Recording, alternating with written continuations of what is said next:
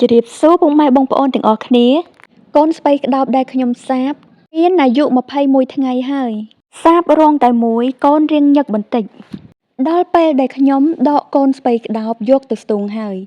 ដើម្បីឲ្យកូនស្ពៃរៀងស្ទុះកុំឲ្យញឹកពេកកន្លែងណាក្រាស់ខ្ញុំដកឲ្យរៀងវល់បន្តិចបើយើងមិនដកស្ទូងទេធ្វើឲ្យកូនស្ពៃក្រិនកន្លែងណាញឹកកូនស្ពៃអាចរលួយទៀតបងប្អូនគុណសម្បត្តិនៃការស្ទូងធ្វើឲ្យកូនស្ពៃមានសុខភាពល្អងាយស្រួលថែទាំពីសត្វល្អិតដង្កូវបំផ្លាញ